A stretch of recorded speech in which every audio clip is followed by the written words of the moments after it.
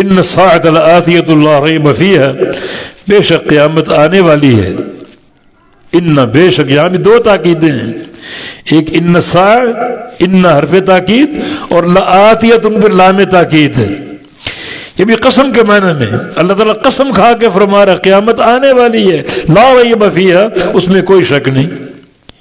یہ تین تاکیدیں ہو گئی، ایک ان، ایک لآتیۃ ان کی لا، اور تیسرا لا ریب فیہا، اس جملے کی تاکید کر رہے قیامت آنے والی، اس میں کوئی شک نہیں. تو یہ مشرکین کی کٹ حجتی کا جواب ہے جو قیامت کے منکر ہیں. اور اللہ قسم کھا کے فرما رہا ہے کہ بلا شبہ قیامت قائم ہونے والی ہے اور اس کے وقوع میں کوئی شک نہیں ہے.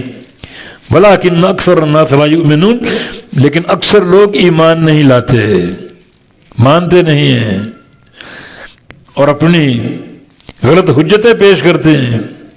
حالانکہ اندر سے ان کو یقین ہے جو کتاب و سنت سے بیان ہو رہا ہے وہ حق ہے، مگر مانتے نہیں. وقال ربکم ادعونی استجب لکم، اور فرمایا تمہارے رب نے ادعونی، پکارو مجھے، استجب لکم، میں تمہاری پکار قبول کروں گا، میں تمہاری پکار کا جواب دوں گا.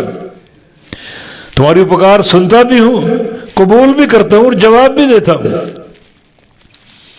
پکارنا یہ توحید کا اہم شعبہ ہے، بلکہ پکارنا عبادت ہے. آگے اس کو عبادت کہا گیا ہے، فرمایا کہ ان الذین یستکبرون عن عبادتی، بے شک جو لوگ تکبر کرتے ہیں میری عبادت سے. پیچھے پکارنے کا ذکر ہے، یہاں عبادت کا معنی پکارنا عبادت ہے.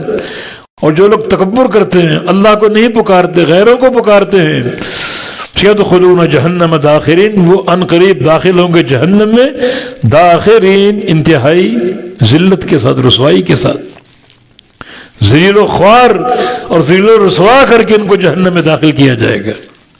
پکارنا اہم عبادت ہے. نبی علیہ السلام کی حدیث ہے الدعاء العبادہ، پکارنا ہی عبادت ہے. پورا دین دعا کا دین ہے، اور دعا کی دو قسمیں، دعائے مسئلہ اور دعائے عبادت.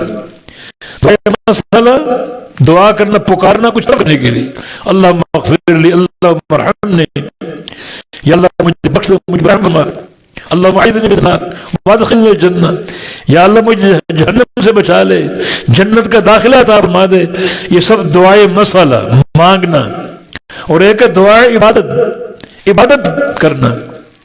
نماز دعائے عبادت ہے، حج دعائے عبادت ہے، روزہ دعائے عبادت ہے، تمام اعمال صالح دعائے عبادت ہے. وہ پورا دین دین عبادت ہے اور دین دعا ہے. اور اس خلاصے کی تکمیل کے لیے جو پورا دین عبادت ہے اور عبادت اللہ کا حق ہے، یہ توحید اللہ کا حق ہوا. عبادت کریں کیسے تاکہ دین مکمل ہو جائے؟ جیسے محمد رسول اللہ نے سکھایا، اللہ کے نبی کی تعلیمات، آپ کا طریقہ، آپ کی سنت اور آپ کا اسوہ حسنہ. حافظ تیمیہ فرماتے ہیں 2 سوالوں کے جواب جان لو، پورا دین آپ کے پاس. من تعبد اور کیف تعبد، عبادت کس کی کرنی ہے؟ اللہ کی. عبادت کیسے کرنی ہے؟ رسول اللہ کے طریقے کی. یہ پورا دین ہے، پورے دین کا نچوڑ.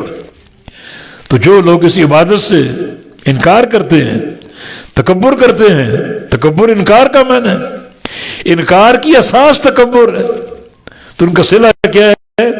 سیدخلون ان قریب داخل ہوں گے جہنم، جہنم میں داخرین، ذلیل ہو کر، ذلیل کر کے ان کو جہنم داخل کیا جائے گا.